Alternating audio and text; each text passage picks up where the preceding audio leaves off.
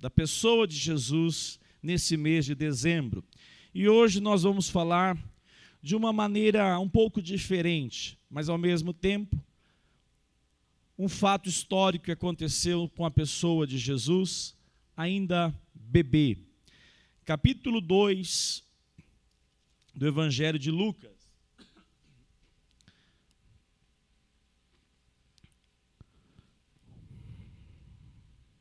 Verso 25.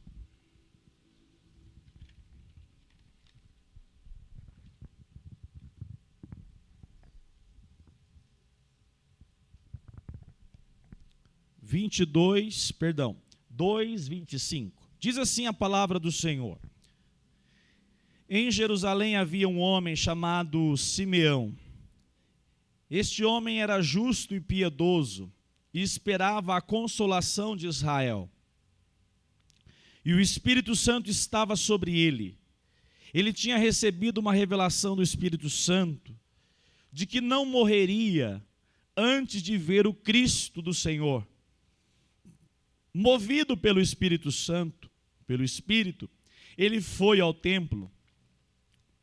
Quando os pais trouxeram o menino Jesus para fazerem com ele o que a lei ordenava, Simeão o tomou nos braços e louvou a Deus dizendo: agora, Senhor, podes despedir em paz o teu servo, segundo a tua palavra, porque os meus olhos já viram a tua salvação, a qual preparaste diante de todos os povos, luz para a revelação aos gentios e para a glória do teu povo de Israel.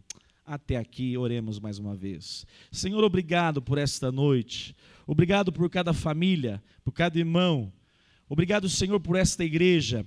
Que o Senhor nos conduza, movidos pelo poder do Teu Espírito Santo.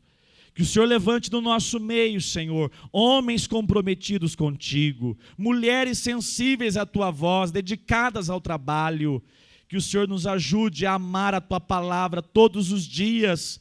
Que sejamos uma igreja bíblica para a glória do Senhor. Ajude-nos. Corrija-nos, exorta-nos, encoraja-nos, para que possamos cada dia mais, Senhor, glorificar o Teu nome com a existência da Igreja Semear. Nós oramos em Teu nome, Jesus. Amém. Simeão. Nós não sabemos de maneira categórica, possivelmente um idoso. Ele vai declarar algumas expressões que nós podemos entender, segundo os estudiosos,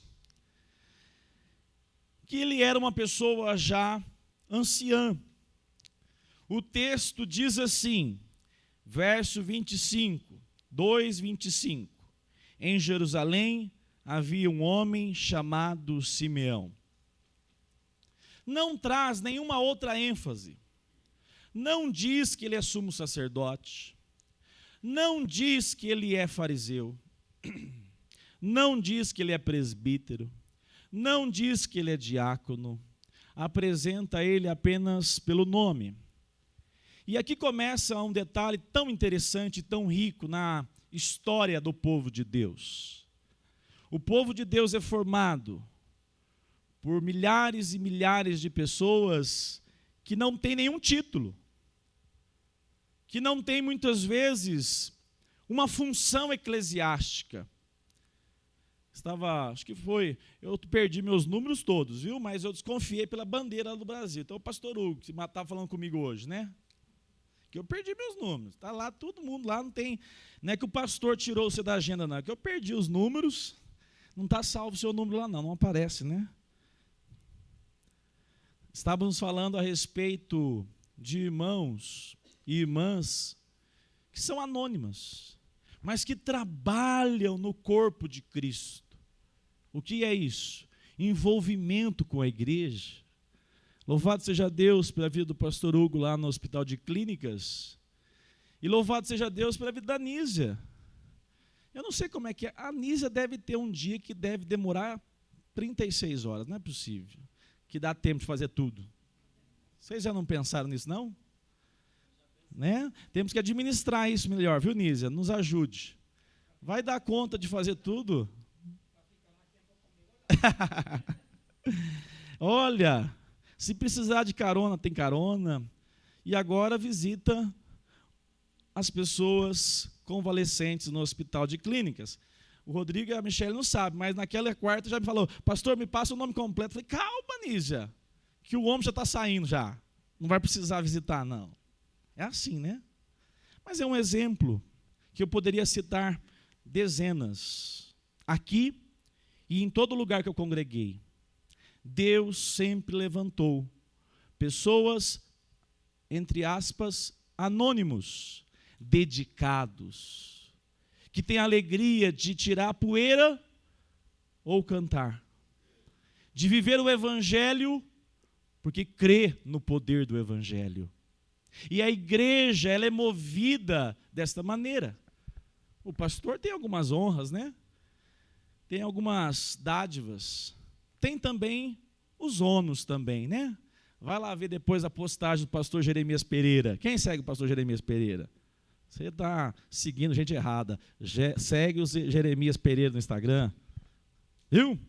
Quem tem Instagram aqui, quer ver? Tá com vergonha? Ah, para postar do Messi você posta, né, Clayton? E eu gosto, por sinal. Ô, homem extraordinário. Mas, amados, nós temos que seguir gente boa, gente que posta coisa boa, uma edificação boa para a sua vida, para a sua família, para o seu casamento, viu? Uma boa dica para você. Ele vai falar lá umas questões do pastor, desafios que ele vive, e é verdade. Mas olha só, a camisa que eu visto hoje foi presente, ó. Presente. Eu falei para Gisele, a igreja vai entender que estava precisando mesmo, viu? Já usou no dia que ganhou, Gisele. Aí já passou a camisa, falei, mas vai essa mesmo? Então tá bom, ainda bem que eu gostei, né? Louvado seja Deus. Privilégio. Eu falei hoje pela manhã aqui, que alegria pastorear esta igreja. Que alegria ter os irmãos, a convivência, a lida, ou seja, o trabalho da igreja com irmãos ao lado, anônimos, tantas vezes.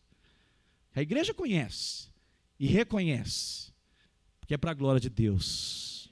Amém? Diz o texto, este homem era justo e piedoso. Esse homem tinha uma postura correta diante das pessoas na sociedade. O que vale ser um bom crente do portão para dentro? E não paga as contas, não honra o que fala. Isso não é uma postura correta, nem diante dos homens, quanto mais diante de Deus.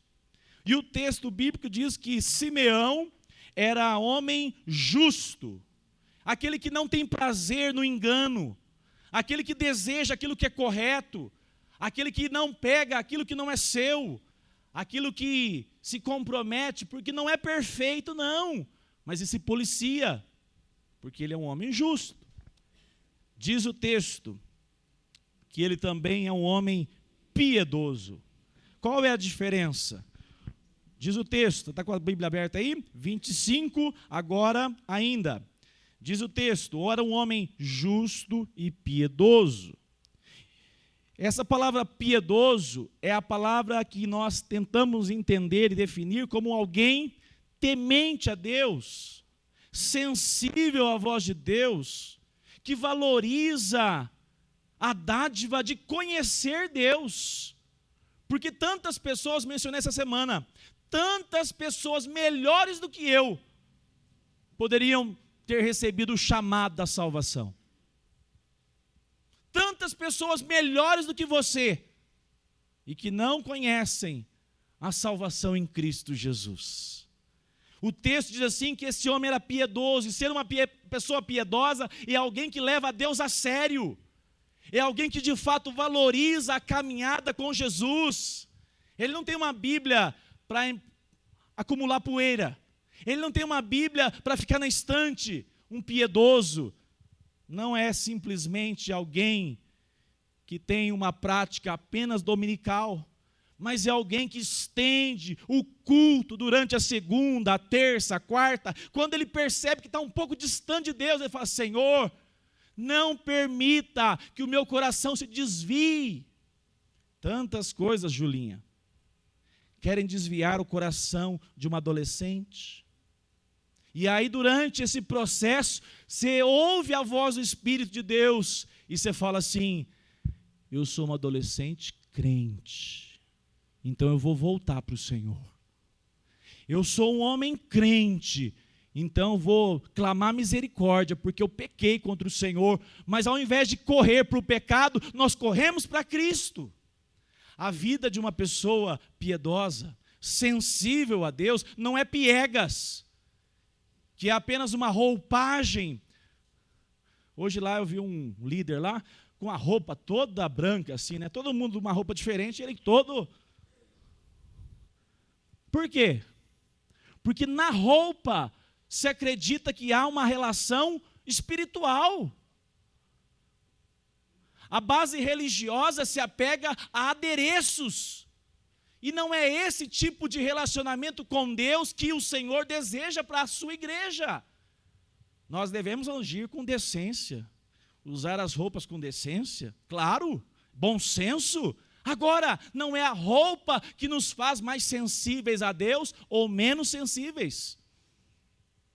Nós, na verdade, devemos pedir ao Senhor que nos dê de fato um coração mais quebrantado. É reflexo na vida de uma pessoa piedosa, o quanto mais ela anda com Deus, mais ela se prostra e ela clama: Senhor, perdoe os meus pecados. Mas como pode? Se você ouve falar dela, é a pessoa mais sensível a Deus que você conhece, é a pessoa mais dedicada na obra que você conhece.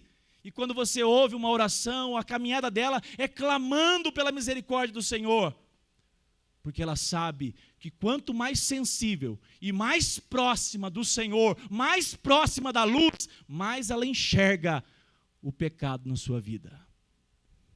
Por isso que ela prostra. Quanto mais distante de Deus você caminhar, mais você vai andar com os seus joelhos firmes, sem se dobrar. Porque você acha que conhece, você acha que caminha uma vida com Cristo. E o reflexo de uma vida piedosa é se prostrar diante do Senhor, é crer nas suas palavras, é ter um coração sensível à sua voz. Amém? Deus nos faça cada dia mais dedicados, contribuindo não só para o nosso crescimento, mas também para os que estão à nossa volta. Uma das marcas mais lindas de uma pessoa sensível a Deus é que ela está sempre envolvida com o benefício do outro. Ela quer abençoar, ela quer servir, ela quer estar à disposição para ser bênção na vida de alguém. É essa sensibilidade que alguém movido por Deus e que Deus deseja para nós. Caminhando. Marquinhos, aumenta ali, por favor. Diz a palavra do Senhor, verso agora, ainda, 25. E esperava a consolação de Israel. Por que ele esperava a consolação de Israel? Porque Israel estava num caos. Quem era o governante naquele contexto de Jesus, o nascimento de Jesus? Qual o nome dele? Herodes. Um louco, um pirado, que teve a capacidade de usar do poder para decretar a morte de crianças inocentes. Você imagina o que ele não fazia sem as pessoas entenderem ou discernirem. Se à luz do dia ele dá uma ordem para matar crianças, você imagina como é que era nascer, como era viver numa época dessas. Simeão está de fato aguardando consolo. Simeão está de fato aguardando a consolação de Israel. Porque a questão política era caótica. Tinha um louco no poder. Tinha alguém perigosíssimo que maquinava o mal. Mas não parava na questão apenas política.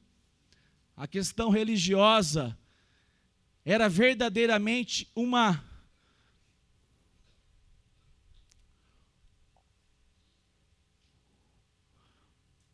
igreja fake. O povo que foi chamado para temer ao Senhor, agora vivia apenas ensoberbecidos. Nós temos algumas categorias. Os fariseus eram os que diziam: nós já conhecemos Deus, nós somos o povo do sangue azul, soberbos. Tinha outro grupo, os escribas. Também esses escribas, do mesmo jeito, soberbos. Nós que conhecemos a palavra, a revelação veio para nós. Nós que temos a Bíblia nas mãos. É isso que eles diziam. E por outro lado, havia os saduceus. Os saduceus hoje seriam os liberais. Eu não entendo esses saduceus, não acreditavam na ressurreição, vai acreditar no quê, divino? Mas tem gente na igreja assim, não tem discernimento de nada, vai indo e vai indo e vai indo. Nós vivemos também uma crise religiosa de décadas na nossa nação, onde na verdade há grupos que você identifica com tanta facilidade, que você fala: meu Deus, como eu vou caminhar como crente? Então, Simeão aguardava uma transformação. Simeão aguardava a promessa que Deus havia feito. Nesse contexto todo, dá para piorar ainda mais. A igreja estava em declínio, a igreja estava naufragando, mas além de tudo, roubaram a palavra de Deus.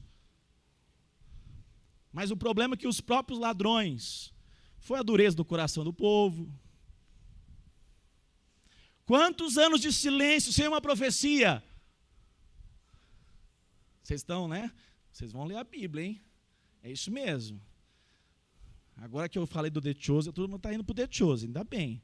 Que a Record floreia demais. 400 anos, muito bem. Um silêncio de Malaquias para frente, não tinha um profeta. Tiraram a Bíblia da igreja. E a igreja sem a Bíblia é um fracasso. A igreja sem a Bíblia é um ajuntamento de gente que nem sabe por que veio, e nem sabe que hora que vai, e nem tem motivo para voltar. Na verdade, é uma caminhada no escuro. Assim estava a igreja da época. Assim estava a nação de Israel. Essa relação onde o silêncio profético manifesta que Deus não enviava mais nenhum aviso, nenhum alerta. E como que estava o povo? Olha os grupos: fariseus se achando os bons, fariseus e escribas, saduceus mais distantes ainda. Mas nesse meio todo tinha os crentes. E a palavra de Deus não diz que foi só Simeão. Cadê sua Bíblia? Está com ela aberta aí? Olha só o que diz o texto.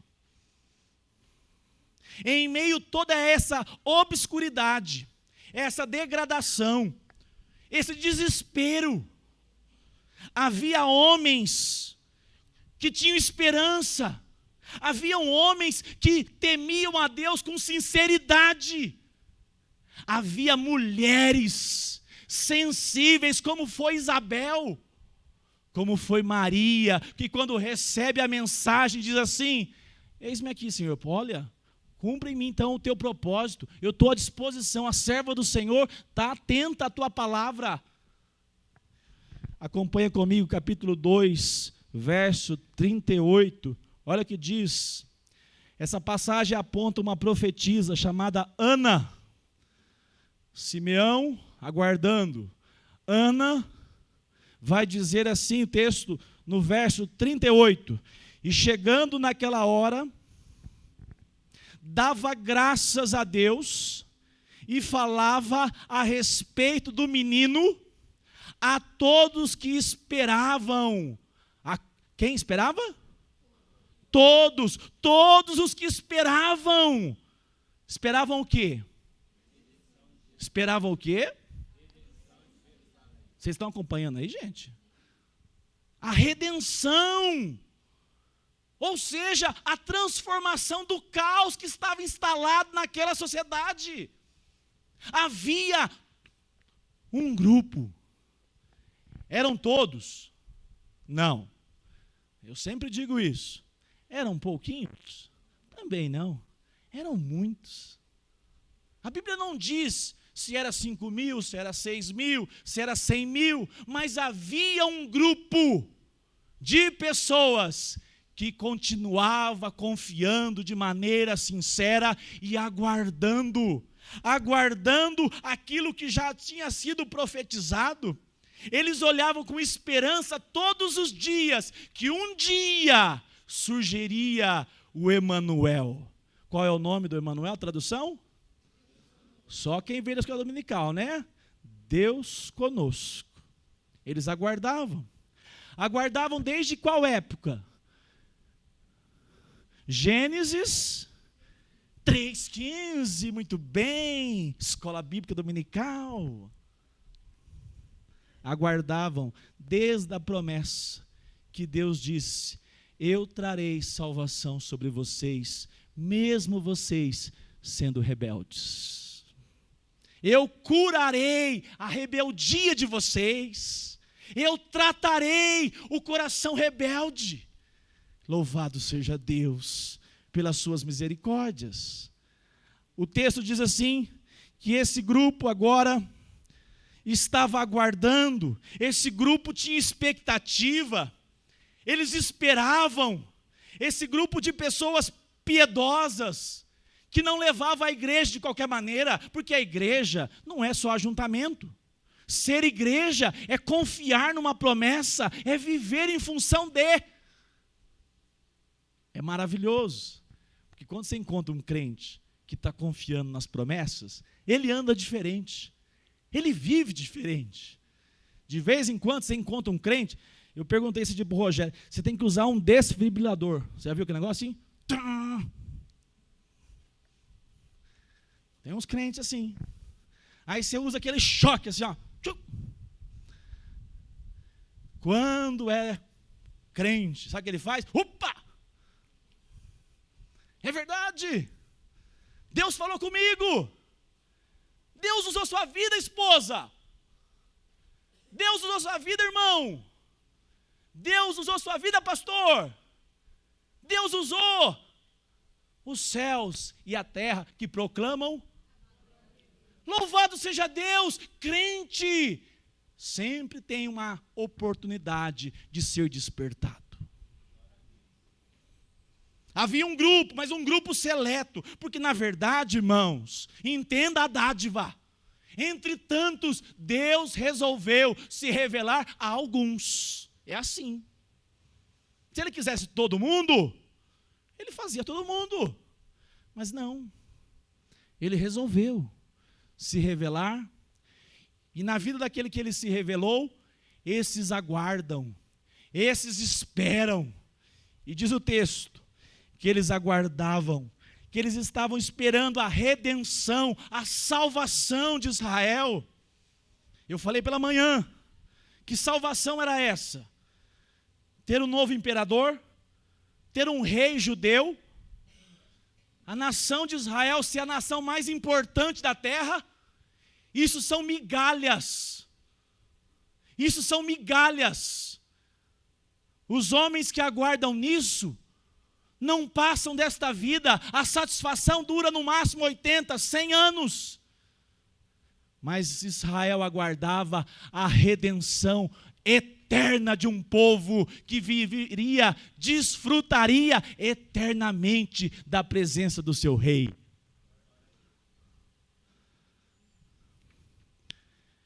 Esse povo aqui é mais do que nunca o já, ainda não. Capítulo 7 de Isaías, vamos ler lá? Isaías, profeta Isaías. Diz assim a palavra do Senhor, capítulo 7,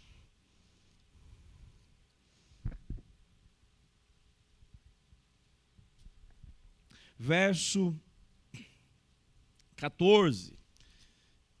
Está com a sua Bíblia aí, acompanha. Está com o celular, grifa nele lá, põe aquele verdinho, amarelinho, grifa ele para você ler lá em casa, tá? Na sua casa você lê, gasta um tempinho. 7,14, diz assim, Isaías, profeta Isaías. Portanto, o Senhor mesmo lhes dará um sinal. Eis que a virgem conceberá e dará à luz um filho e lhe chamará. Como é que esse povo era salvo? Esse povo era salvo como nós somos salvos. Eles aguardavam a revelação do Messias, mas ainda na primeira vinda.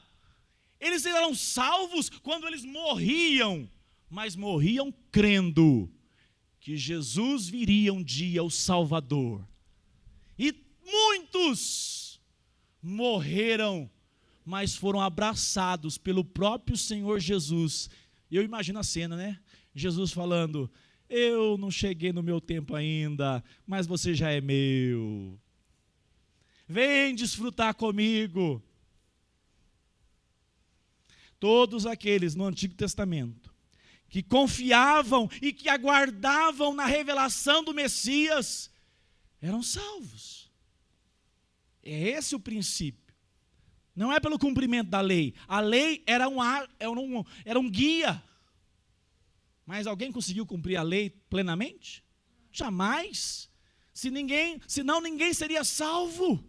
A graça já estava lá, crendo que um dia o Messias viria. Capítulo 9, Isaías, folha sua Bíblia aí, verso 1, diz assim, 9:1.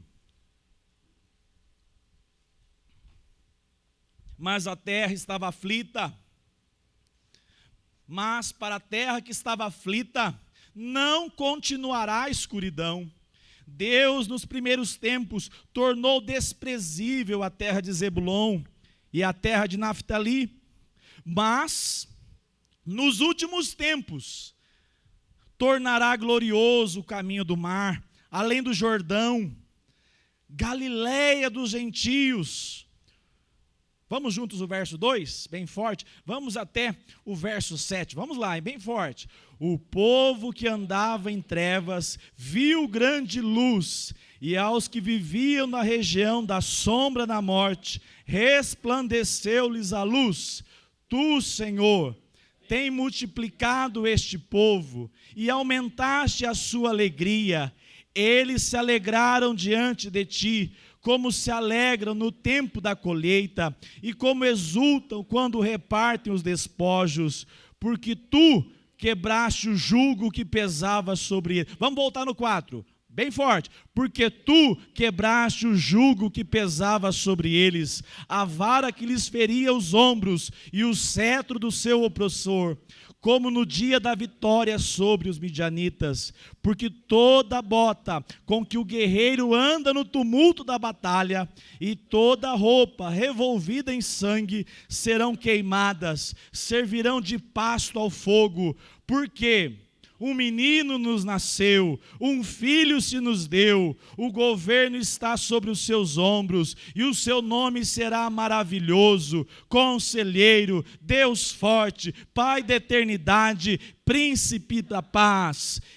E ele estenderá, até o 7, vamos lá, e ele estenderá o seu governo, e haverá paz sobre o trono de Davi e sobre o seu reino, para estabelecer e para o firmar com juízo e com justiça, desde agora e para sempre. O zelo do Senhor dos Exércitos fará isto. Aleluia.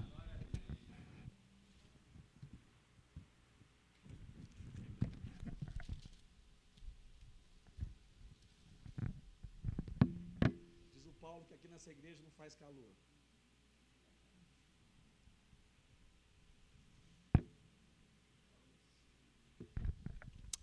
Amados irmãos, esse povo aguardava essa profecia. Simeão, os seus pais, os seus avós, os seus bisavós ensinaram que um dia haveria esse príncipe da paz, que a sua paz não duraria 50 anos, mas a eternidade. Quando esse homem, Simeão, vê o menino, ele é daquele grupo que aguarda, e quem aguarda é consolado de uma maneira sobrenatural, porque quem age no consolo é a terceira pessoa da Trindade, é o Espírito Santo que capacitou ele de uma maneira inclusive extraordinária. O Espírito Santo é aquele que hoje está sobre a igreja, diz o texto que estava sobre Simeão. É até interessante, porque antes não acontecia isso, mas sobre a igreja ele está. E diz o texto que agora esse homem tem a revelação através do Espírito Santo. E essa revelação, capítulo 2, volta para lá, diz assim, 2:26, e tinha recebido uma revelação do Espírito Santo. Quem que revelou? O Espírito Santo. Revelou o quê? Que ele veria o Cristo. De uma maneira especial, foi para ele, não quer dizer que é para todo mundo não, não. Muitos naquela época morreram sem ver, mas Deus falou de maneira extraordinária com ele. Mas quem que revelou? O Espírito Santo. E o Espírito Santo trouxe consolo. E quando essa palavra vem sobre agora Simeão, ele aguarda o surgimento. E diz o texto bíblico, verso agora 27, movido pelo Espírito, revelação do Espírito, movido pelo Espírito, está assim na sua Bíblia? Ninguém pode ser consolado, e essa palavra consolo não é só enxugar lágrimas. Essa palavra consolo é quando você vive num mundo caído, quando você vive diante de um governo tirano, quando você vive num governo, ou melhor, quando você vivencia um governo totalitário, quando você vê que a política não é favorável, quando você vê que a igreja está em decadência, mas você tem a revelação por meio do Espírito Santo que Jesus é real, que Jesus é a promessa cumprida lá do Antigo Testamento. Ninguém pode ser consolado pelo Espírito Santo que não confesse Jesus Cristo como Senhor. A palavra de Deus diz que Simeão foi consolado. João capítulo 14, verso 26, a Poliana leu aqui hoje. O Espírito Santo nos guiará a toda a verdade.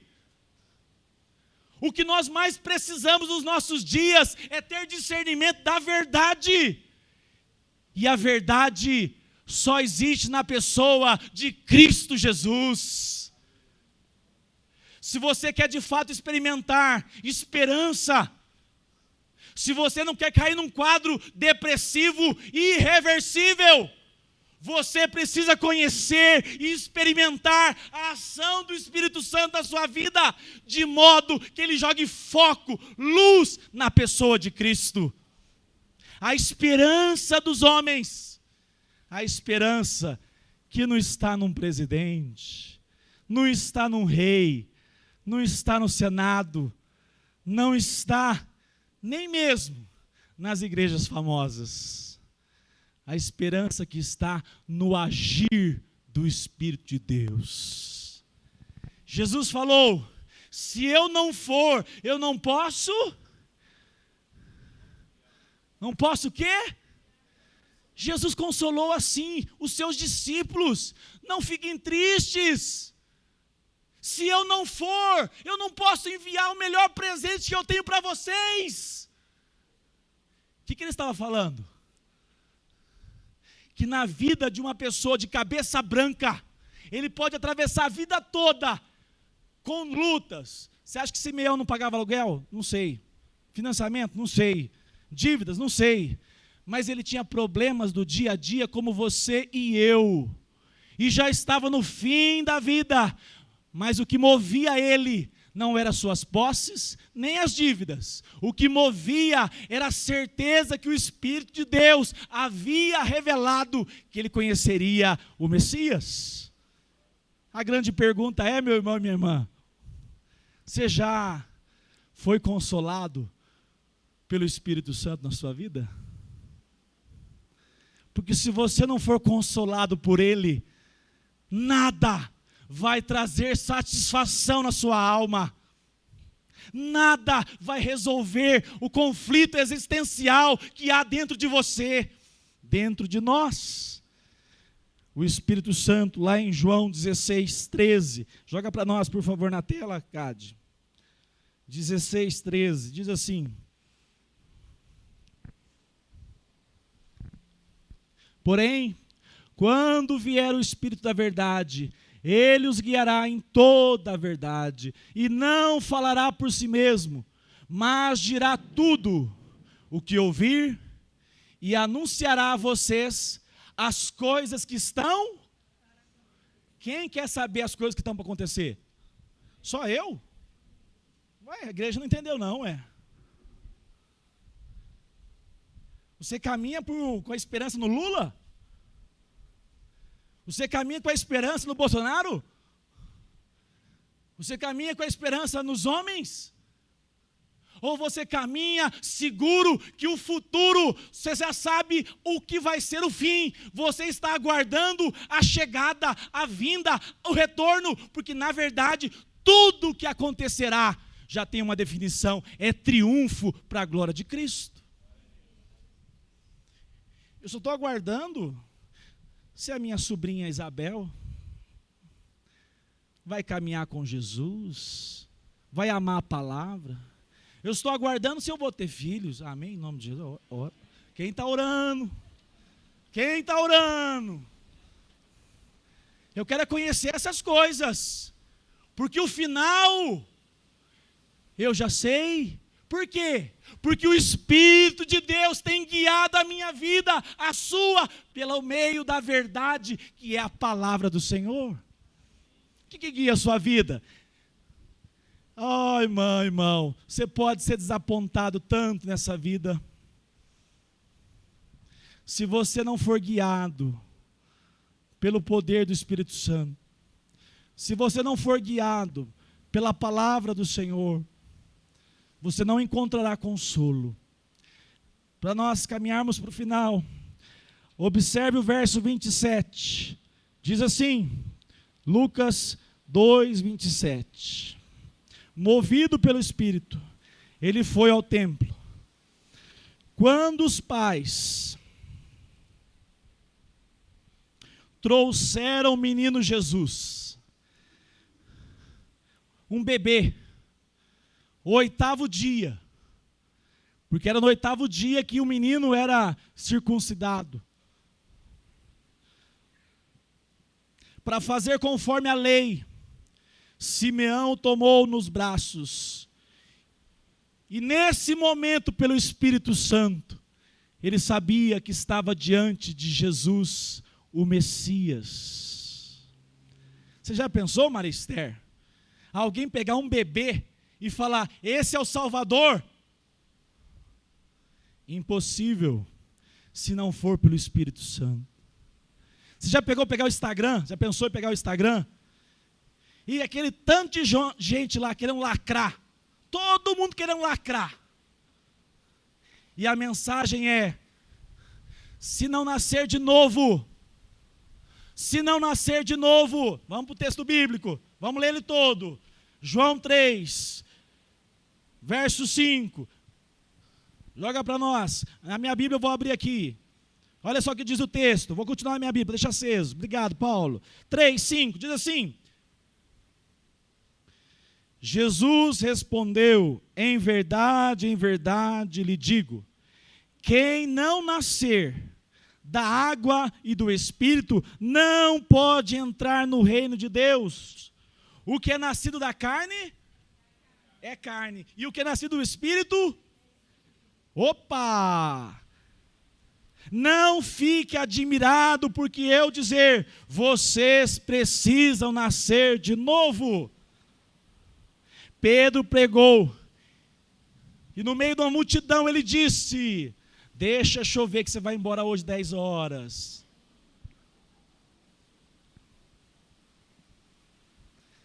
Pedro pregou para uma multidão e falou o quê? Vocês crucificaram o Cristo. Olha a palavra que vai contra o sistema do Instagram, do sistema do mundo aí fora. Ele dá a seguinte palavra: arrependam-se dos seus pecados, creiam em Jesus, por meio de um arrependimento genuíno de seus pecados. Essa é a mensagem que buga o sistema. Quem é esse que pode afirmar isso? Quem é esse? Só o Espírito de Deus pode revelar isso na sua vida. Tem uma notícia para você: você vai estar contra a correnteza. Você vai ser o peixinho que nada contra a correnteza, porque essa mensagem não é popular lá fora. Mas a palavra do Senhor diz que esse consolo, essa revelação do Filho, só pode acontecer por meio da pessoa do Espírito Santo. E eu quero terminar nessa noite com o verso 28 e 29. Diz assim, que agora Simeão tomou nos braços. Você já pensou que privilégio, né?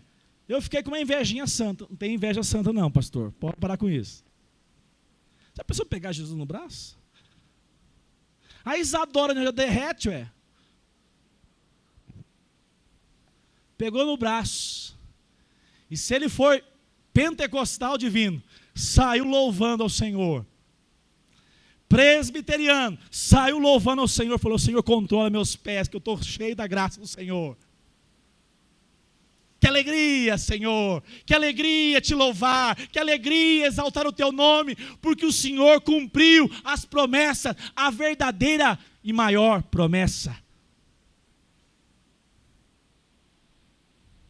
Só quem recebeu a revelação, só quem recebeu a revelação pode estar aqui e não estar preocupado nem com a chuva, nem com a segunda. E diz assim, Senhor, eu me preocupo com tudo isso, mas que bom que eu tenho o Senhor como o único Senhor e Salvador da minha vida. E eu termino com o verso 29, que diz, agora, Senhor, podes despedir em paz o teu servo, segundo o quê? Essa palavra aqui, ó, não falhará. O governo dos homens pode nos frustrar, enganar muitas vezes. Essa palavra, ela não volta vazia. Ele disse, eu posso agora morrer em paz, porque eu experimentei da tua presença, eu confiei nessa promessa, e essa promessa se cumpriu em minha vida. Eu conheci Jesus, e eu quero terminar essa noite com a seguinte afirmação: o Espírito Santo revelou Jesus Cristo na sua vida. Você é um homem, uma mulher, uma família que hoje zela pela palavra de Deus, se reúne para orar juntos. Jesus tem holofote na sua casa. Hoje Jesus é um adereço religioso na sua vida. Porque a grande pergunta agora está no verso 29. Você poderia dizer hoje, Senhor, eu estou em paz. Eu não quero morrer não, Senhor. Mas se você hoje chegasse a sua senha, que Deus tem senha, você pensa que é o mais velho? Né, pastor Hugo? Louvado seja Deus. Mais 30 anos, pastor Hugo. Vai o mais novo. Está cheio de casa assim. O pastor jovenzinho morre. Mas a pergunta é, se o Senhor hoje te chamar, você tem a alegria de saber que a sua vida está em Cristo? Você tem a confiança de poder dizer, se eu estiver em qualquer circunstância da minha vida e o Senhor me chamar hoje, a reflexão é se nós temos de fato a dádiva dessa revelação em Cristo Jesus. Ele se revelou no seu coração. Não endureça o seu coração. Adolescente, adulto, marido, mulher, não endureça o seu coração. Porque a realidade é que nós podemos ser chamados a qualquer hora, não é assim? E um crente pode dizer, como Dona Maria confiava, como Dona Angelina confiava, e eu quero contar dos crentes aqui, o pastor Fábio confiava, você pode falar assim. Que se nós partirmos, nós estamos seguros nas mãos do nosso Senhor e Salvador. Não ande com o seu coração titubeando. Faz a análise. Você louva o Senhor com alegria? Você tem prazer de estar na igreja, louvar ao Senhor com os cânticos? Porque senão está faltando alegria na sua alma de temer ao Senhor e de saborear a presença dEle na sua vida. Você pede para o Senhor, Senhor, renova meu coração, aviva a minha vida, traz graça. E eu convido você também, se você está distante, se você está sucumbido pelos problemas desse mundo, entregue a sua vida ao Senhor Jesus. O Deus Emanuel, que assumiu a forma humana, viveu entre os homens, se entregou, está à direita de Deus porque ressurgiu da morte, e que vai voltar agora a esse mundo, não como um servo sofredor, Sueli, mas cheio de glória, e buscará aqueles que Ele mesmo escolheu para saborear, para desfrutar da companhia dEle hoje. É hoje. Fique em pé, vamos orar ao Senhor.